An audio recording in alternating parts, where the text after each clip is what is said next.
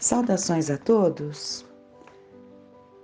Hoje vamos buscar no livro Há Flores no Caminho, pelo espírito Amélia Rodrigues, trazido pelo Divaldo Franco. Amélia Rodrigues, que tanto se dedicou em nos trazer páginas belíssimas dos ensinamentos de Jesus. Então, abrindo aqui, vamos ver no capítulo 22, em soledade com Deus. A pouco e pouco foi-se-lhes descerrando o véu.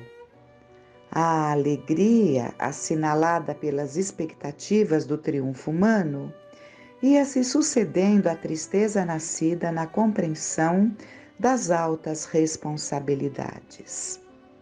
Para as almas ambiciosas, a ilusão matiza a vida com os tons róseos dos júbilos, enquanto a verdade tinge de sombras os horizontes infantis que as quimeras almejam irresponsáveis.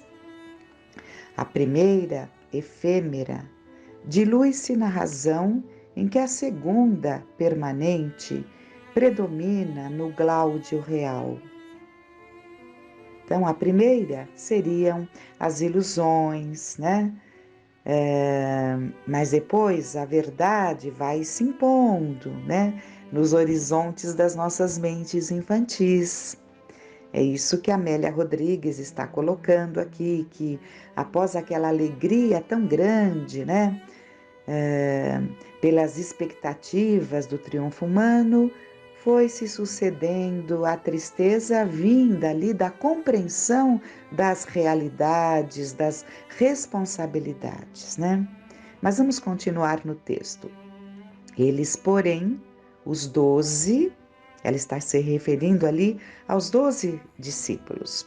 Eles, porém, os 12, anelavam pela concretização dos sonhos terrenos que vibravam em todo Israel, a libertação do jugo romano, a supremacia da raça eleita, o luxo e a governança no mundo das formas, sem dar-se conta da transitoriedade desses valores que se consomem ante o túmulo triunfador sobre a matéria.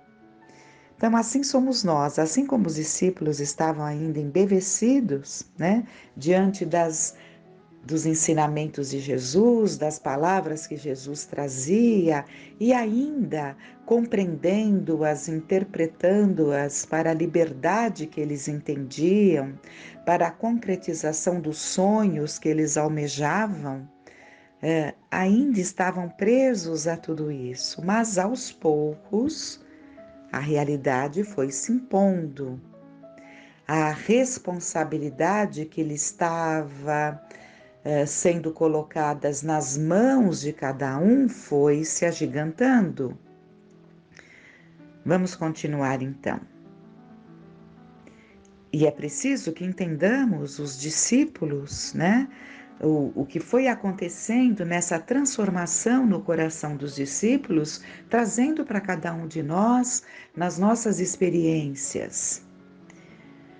À medida que o Mestre os fascinava, transferiam-se dos interesses comezinhos para o amor espontâneo que lhes daria o legado de paz. Foi um processo que foi se dando, então. Compreendiam o peso de esforços mentais, o desinteresse do rabi pelas coisas humanas e suas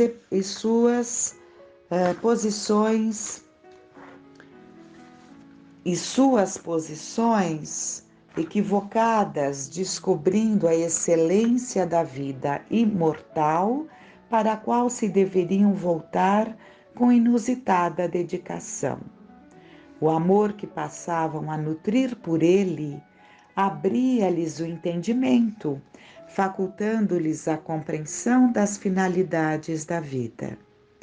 Todos os fenômenos que presenciaram assinalaram o fogo, as convicções quanto à sua assinalaram a fogo as convicções quanto à sua procedência. Não obstante, haviam pensado que todo aquele poder seria aplicado na conquista da terra sem que se recordassem que ele é o organizador e o condutor do orbe. Então eles tiveram um bom tempo ali, vendo em Jesus aquele que veio para eles, né? Não compreendendo que Jesus veio para a terra. Mas foi um processo que foi se dando e eles foram percebendo, né?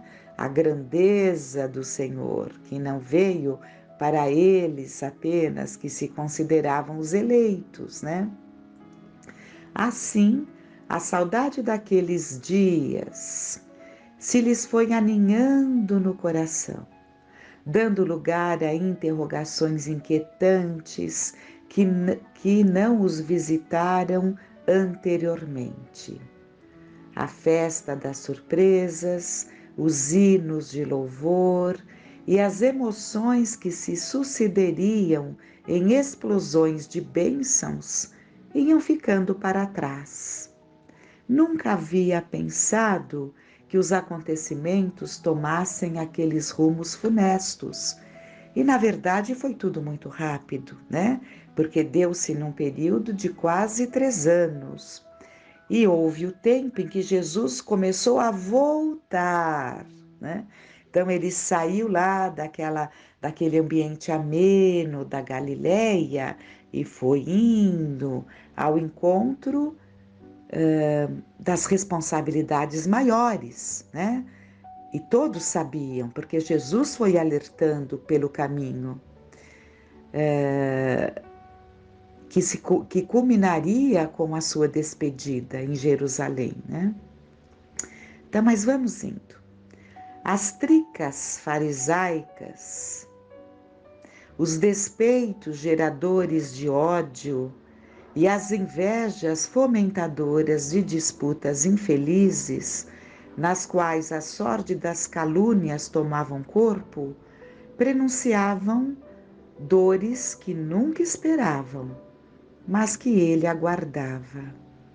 Jesus sabia, Jesus foi ao encontro deste momento, ele veio para este momento, ele preparou os seus discípulos para este momento.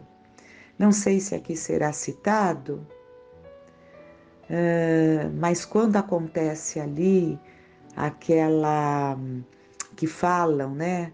A ressurreição de Lázaro, que Lázaro volta à vida, na verdade, nós sabemos que ele não estava morto, né? Ali foi o toque de tudo, né? Porque foi uma coisa que trouxe um estrondo tão grande, né? Porque Lázaro estava sepultado há alguns dias. Então, tal foi a repercussão deste momento de Jesus fazer com que Lázaro saísse do túmulo e vivo, né? Que foi a gota d'água ali para o sinédrio, né? Então, as perseguições se fecharam, o cerco se fechou. E todos eles, os discípulos, perceberam, né? Aqueles dias em Betsaida tinham algo de despedida. As curas que se fizeram, então aqui vai vir agora essa colocação. As curas que se fizeram assombraram, provocando a maior soma de despeito nos homens vãos que se atribuem importância que sabem não possuir.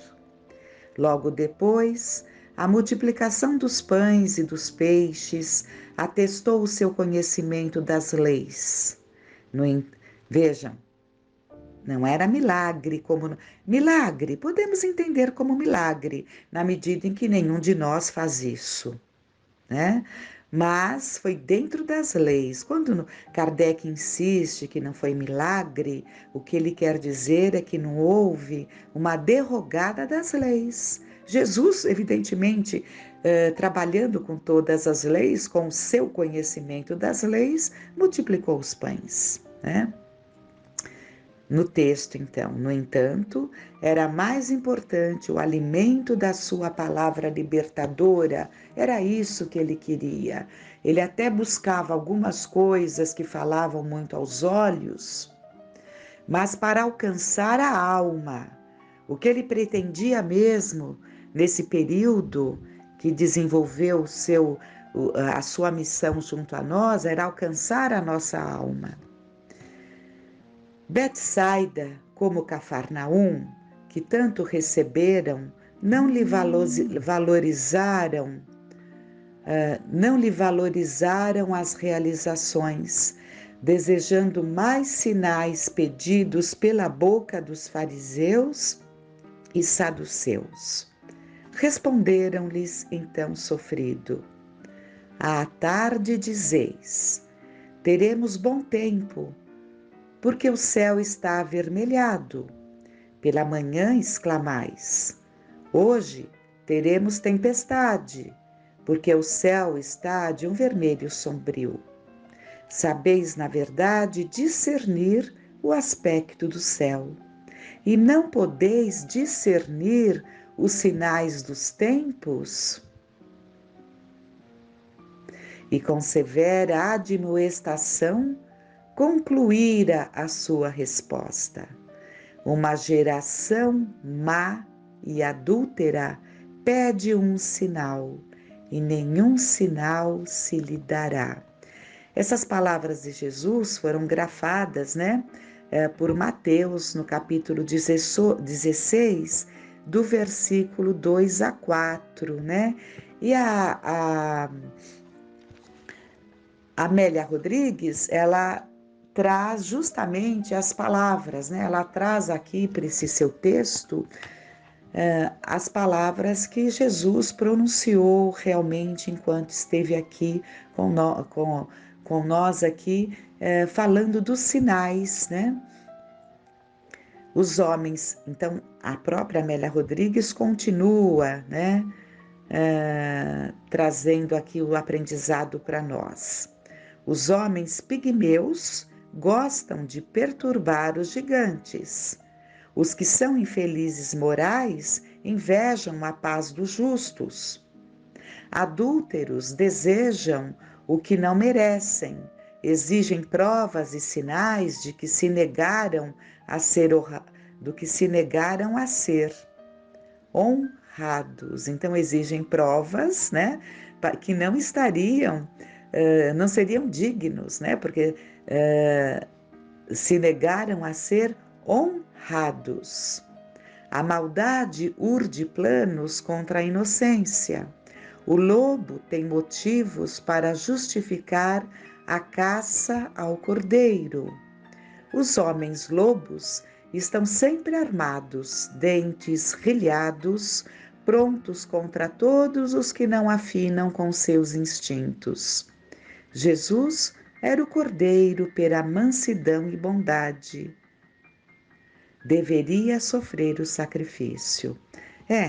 Nós entendemos, sim, nas interpretações que eles nos ajudam todos a ter, que quando Jesus caminhou pela última vez a Jerusalém e quando haveria o desfecho, ele avisou os discípulos que o cordeiro, que era ele, o cordeiro que era sempre assado pelos discípulos, e que era pelos discípulos não, pelos judeus, e que era sempre um cordeiro muito amado, porque ficava ali com eles. Eles cuidavam daquele cordeiro, era para ser assim, não era um cordeiro que vinha do nada, era um cordeiro cuidado, e aquele era o escolhido. Daí era o sacrifício daqueles judeus, assando o cordeiro anualmente, simbolicamente, trazendo ali aquela dor de assar aquele cordeiro e cear, naquele dia da Páscoa judaica. Mas nesta vez, o cordeiro que realmente seria sacrificado era o próprio Mestre, E ele avisou-os muito. Mas vamos continuar. A sanha, porém, dos algozes não se aplacaria. Infelizes em si mesmos, não se encontravam senão quando a dor os obriga ao mergulho interno, onde se detêm largas aflições. Vencendo as terras da gaulonítida nas regiões de Bataneia, atravessaram o sinuoso Jordão, amparados pelas árvores frondosas da orla verde-branca, em cujas copas chorreava a passarada e sob cuja sombra os animais e os homens vinham dessedentar-se. O último trâmite fora realizado em silêncio mortificador. Sabiam, pelo que haviam depreendido das muitas palavras que ouviram, que não seguiriam com ele de imediato. João Batista partira em holocausto de fé. A verdade paga pelo alto preço para sobreviver no mundo. Vou retomar a leitura aqui. João Batista partira em holocausto de fé. A verdade paga alto preço para sobreviver no mundo. Imaginavam, então, o que lhe sucederia depois que ele partisse. Faltava-lhes astúcia para enfrentar as ciladas dos maus, esquecendo-se de que adquiririam sabedoria, que é mais importante. Sofriam desde já por amor. Este é o padecimento que eleva, liberta e felicita. Agora adentravam-se na experiência profunda da Boa Nova. Até então estiveram no lado externo da revelação, passando, porém, a integrar-se nela. O Mestre percebeu-lhes as angústias e os identificou em real crescimento. O parto da verdade se processava através das dores naturais de qualquer nascimento. Eles despertavam e morriam as ilusões para que o sentido real da vida assumisse o lugar que lhes competia. O desaparecer da ambição terrena significa surgimento da vida espiritual. Enquanto os 12 esperavam os triunfos humanos, a azáfama era grande na sucessão dos eventos que escorriam com os dias céleres. A seara da esperança repletava de infelizes que recobravam a saúde, nem sempre se renovando para a vida. Agora, no entanto, havia receios entre eles, indagando-se quanto ao próprio destino. Judas, aproveitando-se de um momento em que o mestre se recolhera à oração e ante o acabrunhamento dos amigos, interrogou: que será de nós se estiverem realmente próximos os testemunhos? Não creio que sejamos envolvidos todos, respondeu Pedro. Ficaremos à mercê dos juízes, adiu Tomé, que serão severos conosco, se não impiedosos. Ele não nos obrigou a segui-lo, redarguiu João. Por isso, deveria poupar-nos, contestou Judas. O nosso já é um grande sacrifício, pois que abandonamos tudo quanto tínhamos. Não considero assim, ripostou Natanael. Ele buscou-me enquanto eu meditava e deu-me alegria. Eu o amo e estou disposto.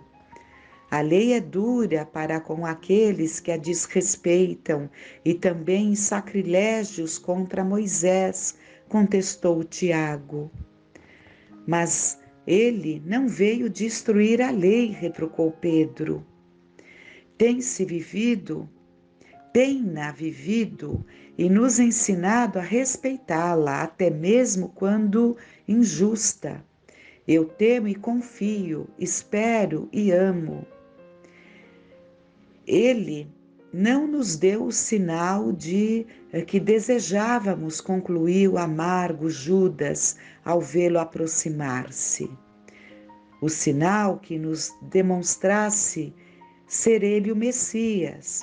vimos muitas coisas que outros profetas também fizeram, mas o mestre olhou-os calmo e eles se desnudaram. Então nós vimos ali um momento em que muitos estavam confiantes ali, os discípulos, outros muito temerosos, querendo mais. Muitos sinais já tinham sido dados, mas eles queriam mais, alguns deles, né? E a finalização do texto, quando Jesus se aproxima deles, né? O verdadeiro sinal do céu, esclareceu Jesus, sem reproche nem mágoa. Vem através daquele que, por amor, podendo tirar a vida e tomá-la quando lhe aprouver, dá-la-á em plenitude, em extremo gesto de renúncia, de abnegação, em soledade com Deus. Um silêncio pesado de chumbo caiu entre os companheiros que se entreolharam, sofridos, com lágrimas repentinas de arrependimento a coroarem os olhos. Então nós vemos aqui o quanto foi importante o desfecho. Muitos interpretaram Jesus na cruz como ele ali acabado, entregue aos maus, mas foi a grande resposta dada aos discípulos vacilantes, foi a grande resposta dada a nós todos aqui na terra. Sem essa morte e da forma como foi, tão doída, que alcançou a todos, uns vendo com prazer a justiça sendo cumprida, outros tão doídos, vendo Jesus ali morto na cruz, mas sem esse desfecho, que deve ter sido tão doloroso, entendamos isso, para aqueles que o amavam, para aqueles que o seguiram, tão doloroso. Mas se não houvesse tido essa morte, não haveria a chamada ressurreição após o terceiro dia, né? Em que ele volta e se faz presente. Não com o seu corpo físico, evidentemente, que seria uma derrogação da lei, né? Com o seu corpo espiritual em plenitude. Então, fiquemos com esse aprendizado e que fiquemos em paz.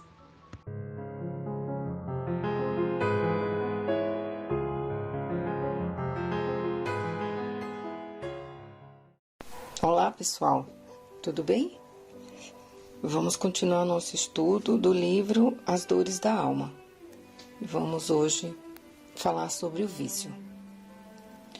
O viciado é um conservador, pois não quer correr o risco de se lançar à vida, tornando-se desse modo um comodista por meio do medo do mundo, que segundo ele o ameaça.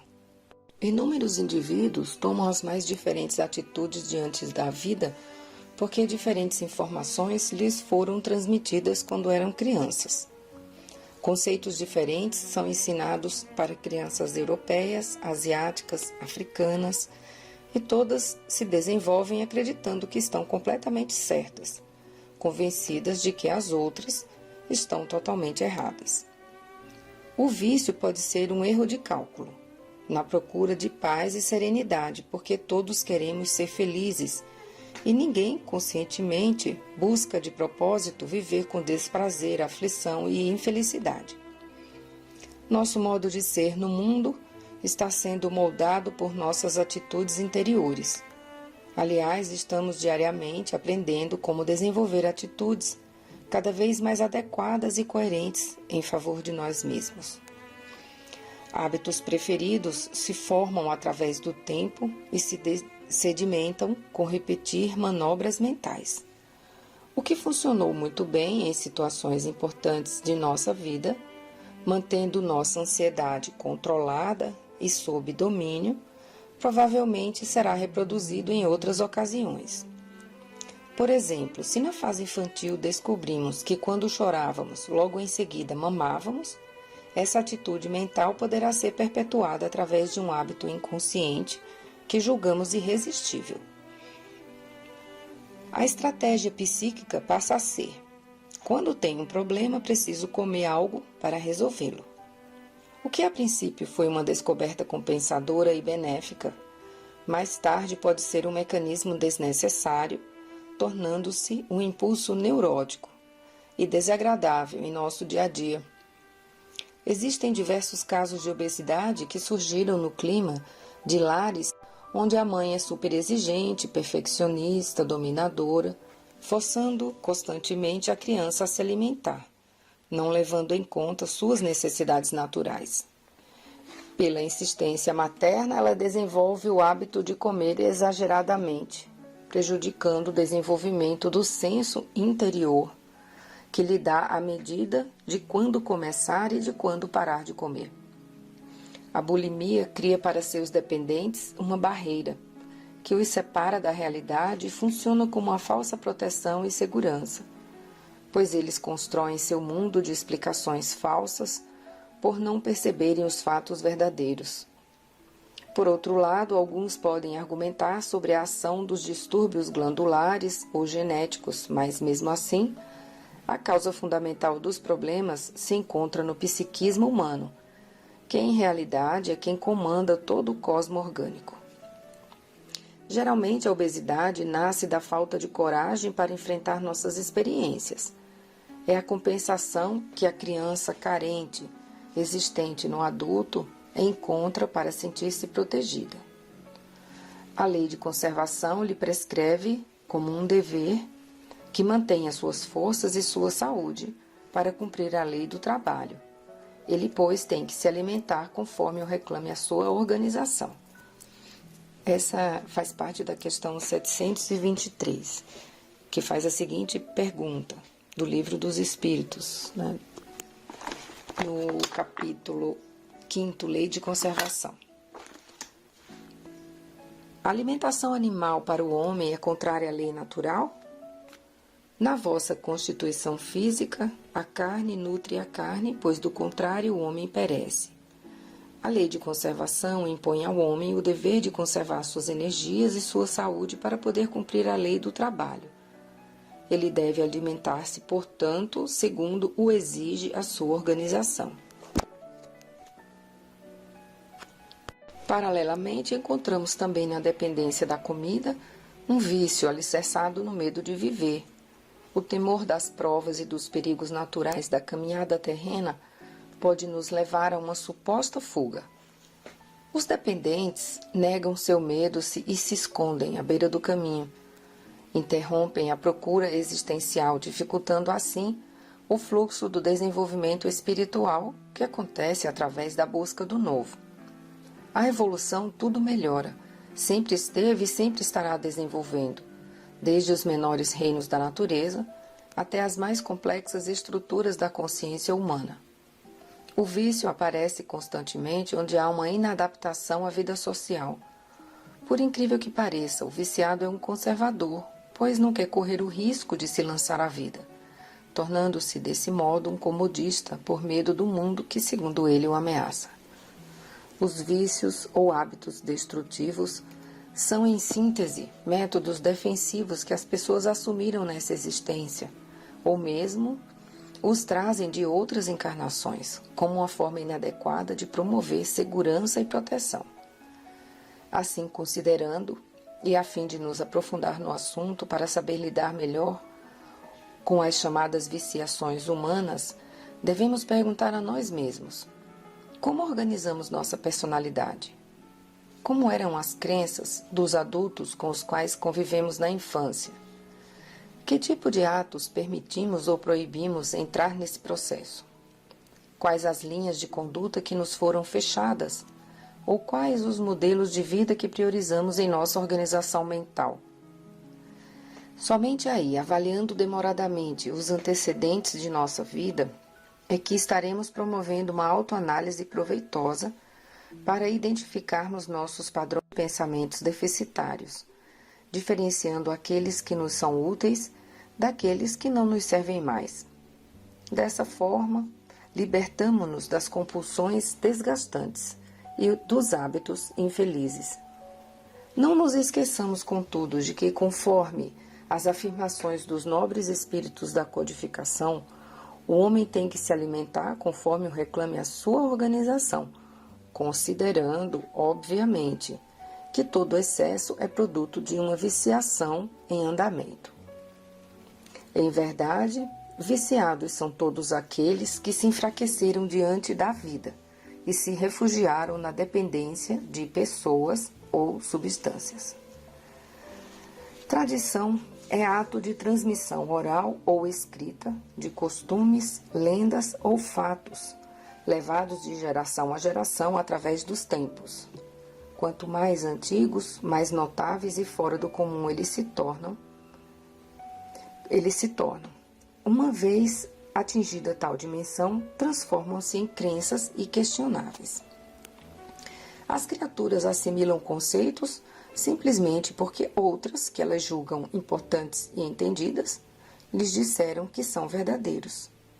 As crenças de toda espécie começaram geralmente através das histórias e dos costumes criados por alguém. Com o passar dos séculos, entretanto, tornaram-se regras éticas. Crença é a ação de acreditar naquilo que convencionamos adotar como verdade. Evidentemente, algumas são verdadeiras, outras não.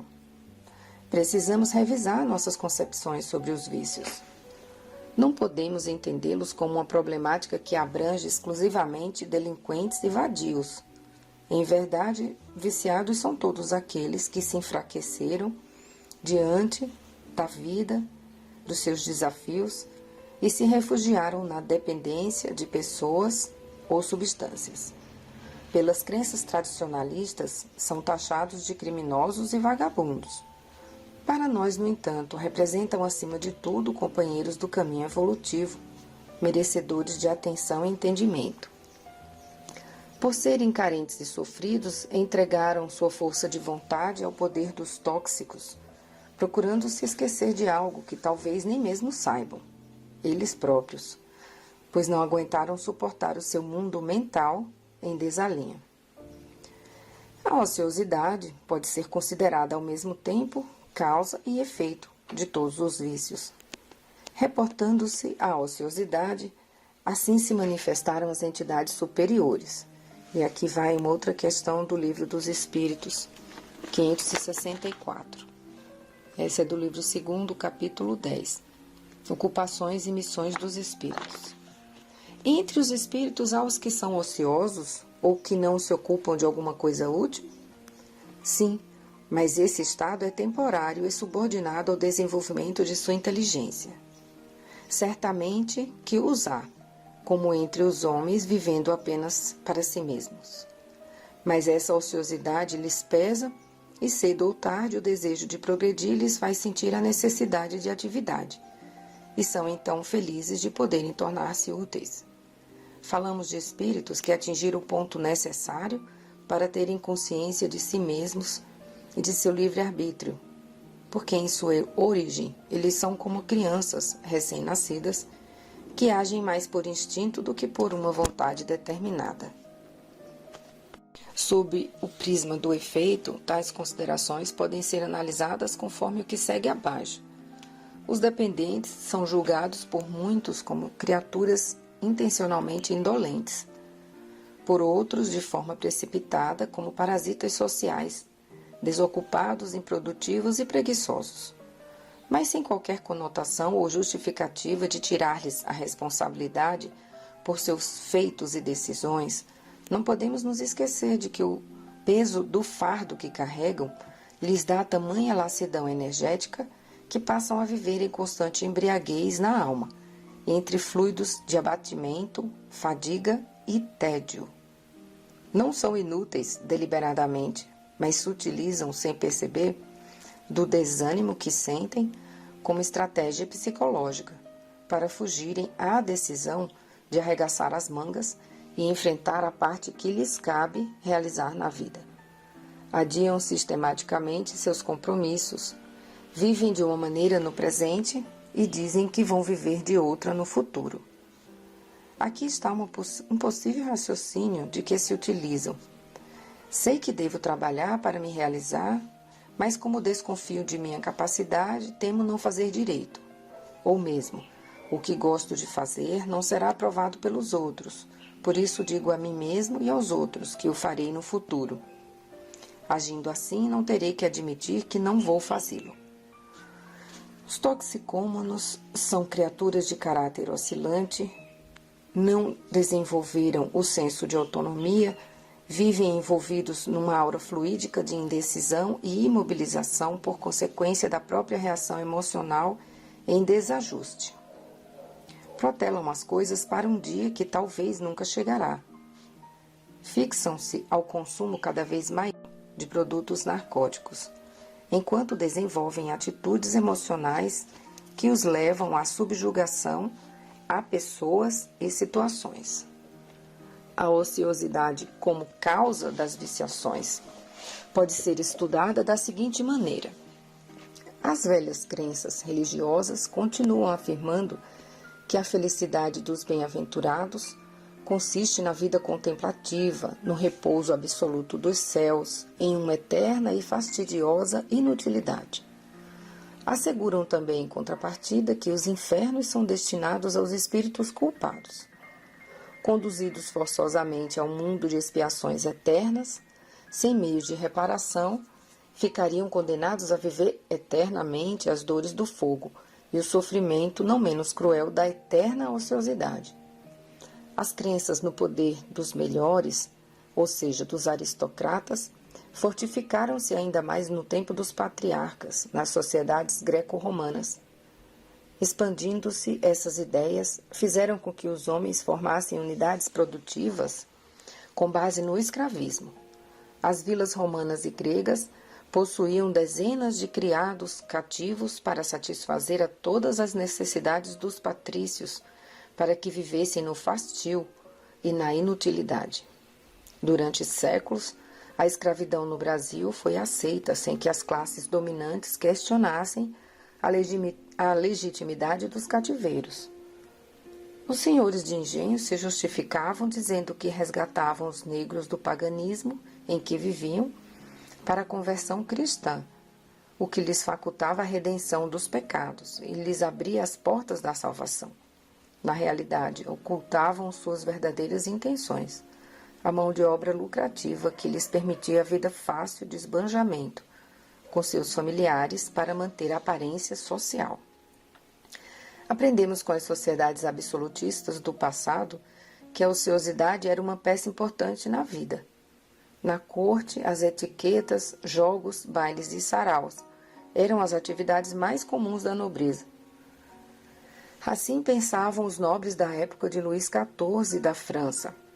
Somos uma classe que não ganha dinheiro pelo trabalho, mas o temos pela nossa genealogia.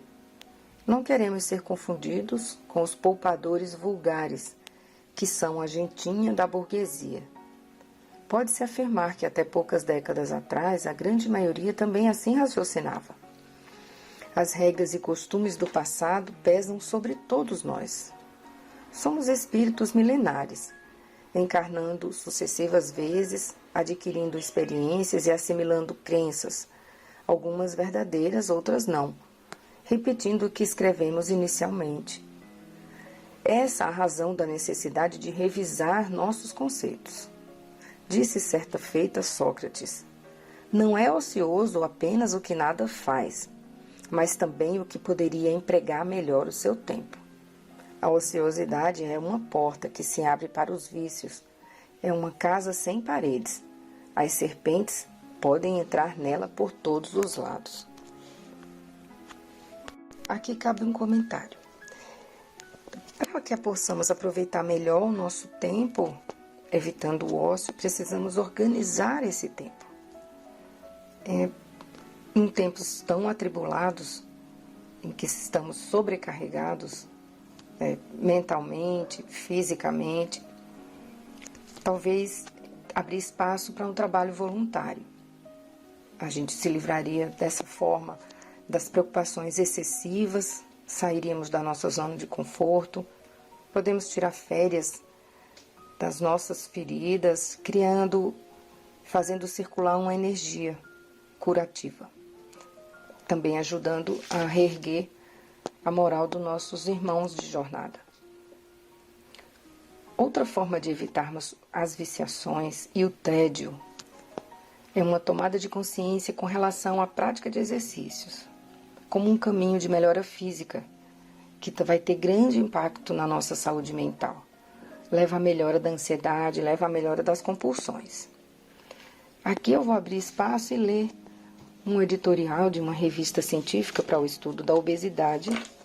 Esse editorial foi escrito pelo Dr. Rodrigo Lamounier, editor científico.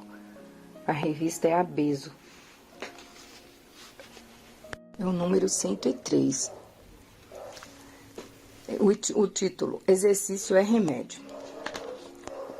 Toda ideia verdadeiramente grande é concebida enquanto se caminha, dizia Friedrich Nietzsche.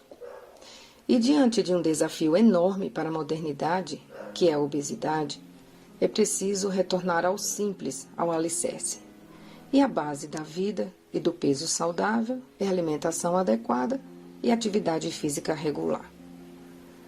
Reunimos grandes especialistas para detalhar os aspectos da prática de exercícios físicos em relação à obesidade. Sim, exercícios, mas qual? Ideal é o exercício que se faz. Mas se há regularidade, como é o impacto das diferentes modalidades na perda de massa adiposa, na manutenção da massa magra, no metabolismo e nos fatores de risco cardiovasculares. Exercício é uma matéria-prima, o suprimento básico para desenvolvimento da maior glândula endócrina do organismo, o músculo, com todo o seu sistema e as suas miocinas. É exatamente essa intrincada rede de hormônios e vias de sinalização que explica o enorme impacto do exercício físico na saúde. Proporcionando o maior gasto energético, o exercício é importante tanto na perda de peso quanto na manutenção do peso perdido, poupando a massa magra.